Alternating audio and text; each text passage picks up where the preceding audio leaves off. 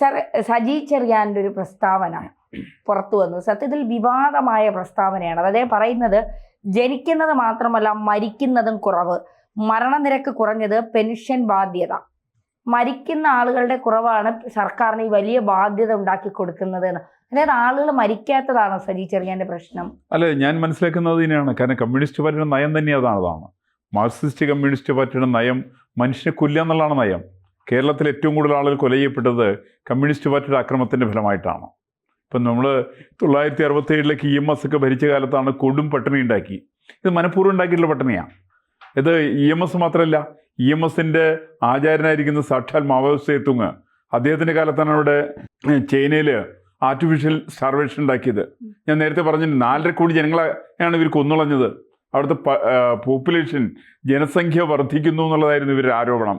ജനസംഖ്യ വർദ്ധിക്കാൻ വേണ്ടിയിട്ട് മനുഷ്യന് ഭക്ഷണം കൊടുക്കാതെ കണ്ട്, ഭക്ഷണശാലകൾ അടച്ചിട്ട്, കടകൾ അടച്ചു പൂട്ടിക്കൊണ്ട്, ഗോഡൗൺ ഇല്ലാതെ കണ്ട് അതാക്കിക്കൊണ്ട്, അങ്ങനെയാണ് ഇവർ ആളുകളെ കൊന്നിട്ടുള്ളത്. ഇത് കമ്മ്യൂണിസ്റ്റ് പാർട്ടി എല്ലാ ഇതിലും ചെയ്തിട്ടുണ്ട്. അവിടെ റഷ്യ ചെയ്തിട്ടുണ്ടല്ലോ. റഷ്യയിൽ അവർ ചെയ്തിട്ടുള്ള കൊലപ്പെടുത്തിയിരിക്കുന്നത് 4 കോടിയിലധികം ജനങ്ങളെയാണ് സ്റ്റാലിൻ കൊന്നിട്ടുള്ളത്. അതിനെക്കുറിച്ചിട്ട് കമ്മ്യൂണിസ്റ്റ് സഹയാത്രികനായിരിക്കുന്ന P. കേശവദേവിൻ്റെ കമ്മ്യൂണിസ്റ്റ് പഥേന്ദ്രത്തിൽ അദ്ദേഹം പറഞ്ഞിട്ടുണ്ട് ഇങ്ങനെ കൊന്നു എന്ന്. അവിടെ റഷ്യയിൽ കൊലപ്പെടുത്തിയതിനെ കുറിച്ചിട്ട് ഇദ്ദേഹത്തിൻ്റെ ഭരണഘടന എഴുതിയിട്ടുള്ള 21 അംഗ കമ്മിറ്റികളിൽ 15 പേരെ പുള്ളി കൊന്നളഞ്ഞു, സ്റ്റാലിൻ കൊന്നളഞ്ഞു. ഇതാണ് കമ്മ്യൂണിസ്റ്റ് പാർട്ടിയുടെ ചരിത്രം. ലോകത്തിലെ എല്ലാ സ്ഥലത്തും കമ്മ്യൂണിസ്റ്റ് പാർട്ടി ആളുകളെ കൊലപ്പെടുത്തും. അത് കേരളത്തിലും കൊന്നിട്ടുണ്ട്. കേരളത്തിൽ EMSൻ്റെ ഭരണകാലത്താണെന്ന് മാത്രമേ ഉള്ളൂ. അത് പലതരത്തിൽപ്പെട്ടുള്ള കൊലപാതകങ്ങളാണ് നടത്തിയത്. 57 ആളുകളോട് പറഞ്ഞ് നിങ്ങൾ പോയി മക്രോണി കഴിച്ചോളാൻ പറഞ്ഞു. റേഷൻ കടയിൽ നിന്ന് അരി കൊടുക്കാണ്ടായി. പട്ടിണിയായിരുന്നു ജനത്തിന് ആ സമയത്തൂടെ. ഒരു നേരത്തെ ആഹാരം കിട്ടാതെ കണ്ട് മലയാളിയെ കൊലപ്പെടുത്താൻ ശ്രമിച്ച ആദ്യത്തെ കേരളത്തിൻ്റെ മുഖ്യമന്ത്രി EM ശങ്കരൻ നമ്പൂതിരിപ്പാടാണ്. അദ്ദേഹം നടത്തിയിട്ടുള്ള ക്രൂരതയ്ക്ക് കണക്കുണ്ടോ? ഇന്ന് മാത്രമല്ല, അങ്ങനെ ഞാനിപ്പോൾ സാധാരണ നമ്മൾ പറയാറില്ല, മാവോവാദികളെ കൊലപ്പെടുന്ന കാര്യം പറയാറുണ്ട്. മാവോവാദികളെ ഇല്ലായ്മ ചെയ്യാൻ വേണ്ടി കേന്ദ്ര സർക്കാരിൻ്റെ പദ്ധതിയുണ്ട്. കേരളം കണ്ടിട്ടുള്ള ആദ്യത്തെ മാവോവാദിയുടെ പേര് EM ശങ്കരൻ നമ്പൂതിരിപ്പാടെന്നാണ്. 1962 ചൈന ഇന്ത്യ ആക്രമിച്ച സമയത്ത് ഇദ്ദേഹം പറഞ്ഞ് EMS എന്താ പറഞ്ഞേ? ചൈനയുടേതെന്നും ഇന്ത്യ ഇന്ത്യയുടേതെന്നും പറയുന്ന ഭാഗത്താണ് യുദ്ധം നടക്കുന്നതെന്നാണ്. ഇയാൾ സാക്ഷാൽ മാവോവാദിയാണ്. ഈ മാവോവാദികൾക്ക് ആളുകളെ കൊലപ്പെടുത്താൻ യാതൊരു മടിയുണ്ടാവില്ല. അത് സാക്ഷാൽ മാവോവിൻ്റെ കൂട്ട് തന്നെയാണ്. അങ്ങനെയാണ് 57-ലും 67-ലും EMS കൊലപ്പെടുത്തിയത്. അങ്ങനെയാണ്, പട്ടിണി കിട്ടുകൊണ്ടാണ്. ഒരു നേരത്തെ ആഹാരം ജനങ്ങൾക്ക് കൊടുക്കാതെ കണ്ട്, റേഷൻ കൊടുക്കാതെ കണ്ട്, റേഷൻ അരിയിൽ പച്ചവെള്ളം കലർത്തി ആ അരി കുതിർത്തരി കൊടുത്തുകൊണ്ടാണ് ഇവർ ആളുകളെ കൊലപ്പെടുത്തിയത്. എന്തൊരു പട്ടിണിയായിരുന്നു ജനത്തിന്. ആദ്യകാലത്ത് മക്രോണി കൊടുത്ത് 67 അത് മാറ്റി 68 അത് മാറ്റിയിട്ട് ഇവർ കൊടുത്ത് ചോളത്തിൻ്റെ പൊടിയാണ് കൊടുത്തത്.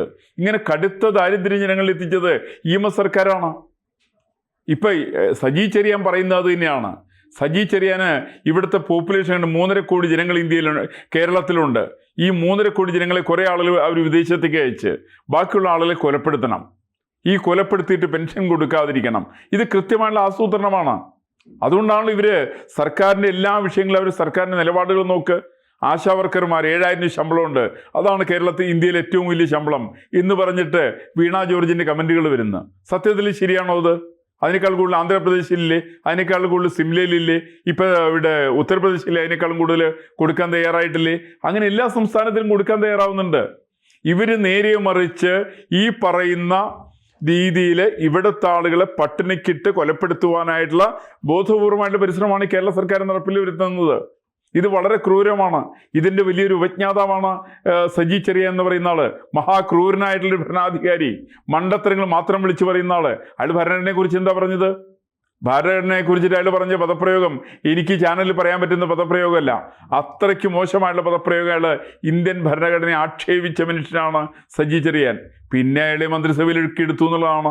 ഈ മന്ത്രിസഭയിലേക്ക് എടുത്തുന്ന സമയത്താണ് അയാൾക്ക് കേരളത്തിലെ എല്ലാ പ്രശ്നത്തിനും കാരണം ജനങ്ങൾ ജീവിച്ചിരിക്കുന്നതാണെന്നാണ് അയാൾ ധരിച്ചിരിക്കുന്നത്.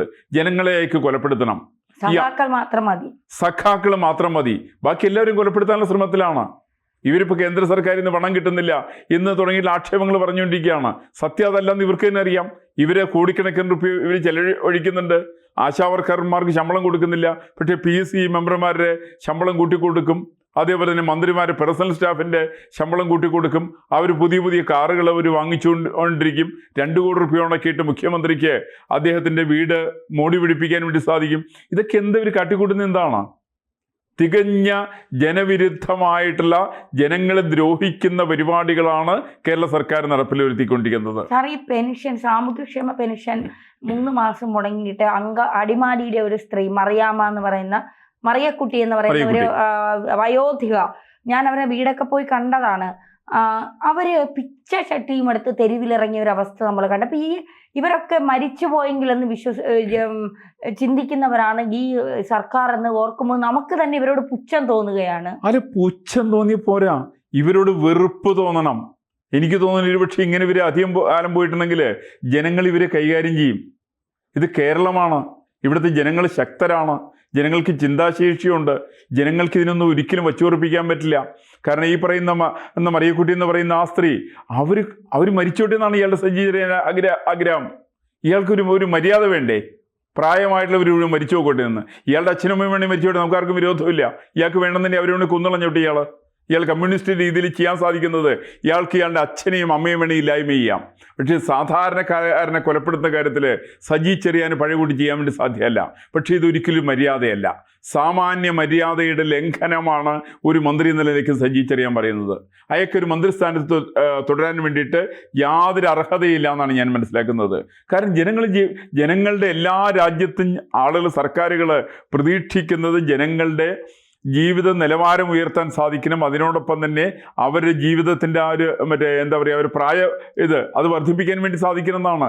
കൂടുതൽ കാലത്തോളം ജനങ്ങൾ ജീവിച്ചിരിക്കണം എന്നാണ് സർക്കാരുകൾ ആഗ്രഹിക്കുക. പക്ഷെ മറിച്ചാണ് കേരളത്തിൽ മന്ത്രിയുടെ പോലും ആഗ്രഹമുള്ളത് ജനങ്ങൾ പെട്ടെന്ന് മരിച്ചു പോട്ടെ എന്നാണ്. അല്ലാത്ത ചെറുപ്പക്കാർ മുഴുവൻ വിദേശത്തേക്ക് പോയിക്കോട്ടെ എന്നാണ്. അവസാനം കിട്ടുന്ന കാശ്, നികുതിപ്പണമായിട്ട് മറ്റെല്ലാം കിട്ടുന്ന പണം തങ്ങൾക്ക് കട്ട് തിന്നാൻ സാധിക്കുമല്ലോ എന്ന് പ്രതീക്ഷിക്കുന്ന ആളുകളാണ് സജി ചെറിയാനെ പോലുള്ള ആളുകൾ. ഇത് മോഷണമാണ് അടിസ്ഥാനപരമായിട്ട് ഇയാളുടെ ഉദ്ദേശം. ഇതൊരിക്കലും ഒരു മര്യാദയ്ക്ക് നിരക്കുന്ന പ്രവർത്തനമൊന്നുമല്ല ഇയാളെ പോലുള്ള ആളുകൾ ചെയ്യുന്നത്. ഇന്ന് മാത്രമല്ല, ഏകദേശം ഇയാൾ പറഞ്ഞിട്ട് ഇത്ര സമയമായല്ലോ. എന്താ കേരളത്തിൻ്റെ മുഖ്യമന്ത്രിയുടെ നിലപാടെന്താ? കേരളത്തിലെ മറ്റു മന്ത്രിമാരുടെ നിലപാടെന്താ? നമ്മുടെ അപ്പക്കച്ചവടം നടത്താൻ പോകുന്ന ഗോവിന്ദൻ്റെ നിലപാടെന്താ? ഇവർക്കാർക്കും നിലപാടില്ല ഈ കാര്യത്തിൽ. ഇവരാരും നിലപാടുകൾ സ്വീകരിക്കാതെ കണ്ട് മൗനം ഭജിക്കുന്നതിന് പ്രധാനപ്പെട്ട കാരണം സജി ചെറിയാനെ തൊടാൻ ഇവർക്ക് സാധ്യമല്ല. പണ്ടും പ്രശ്നം എങ്ങനെ ഉണ്ടായത്? ഭരണഘടനകൾ എതിർത്തു. അവസാനം എന്തുണ്ടായത്? അയാൾ 3-4 മാസക്കാലം അവിടെ മാറി നിന്നു. അയാൾ പിന്നെ തിരിച്ചു വന്നു. പൂർവാധികം ശക്തനായിട്ട് അയാൾ തിരിച്ചു വന്നു. അയാളെ മാറ്റാൻ കേരളത്തിൻ്റെ മുഖ്യമന്ത്രി വിചാരിച്ചാൽ സാധിക്കില്ല, പാർട്ടി സെക്രട്ടറി വിചാരിച്ചാൽ പറ്റൂല. കാരണം അത്രയ്ക്കും സർവശക്തനാണ് സജി ചെറിയാൻ. അതുകൊണ്ട് തന്നെയാണ് അയാൾ അഹങ്കാരത്തിൻ്റെ ഭാഷ അയാൾ ഉപയോഗിക്കാൻ കാരണം ഇതാണ്. ആളുകളെ കൊലപ്പെടുത്തുന്ന മരണപ്പെടുത്തുന്ന വാർത്തകൾ അയാൾ ഉപയോഗിക്കാൻ പ്രധാനപ്പെട്ട കാരണം അയാൾക്ക് ജനങ്ങളോട് പുച്ഛമാണ്. ഇത് ഒരു കാരണവശാലും നമുക്ക് സാധാരണ ജനത്തിന് ഇത് അംഗീകരിക്കാൻ വേണ്ടിയിട്ട് വളരെ പ്രയാസമാണ്.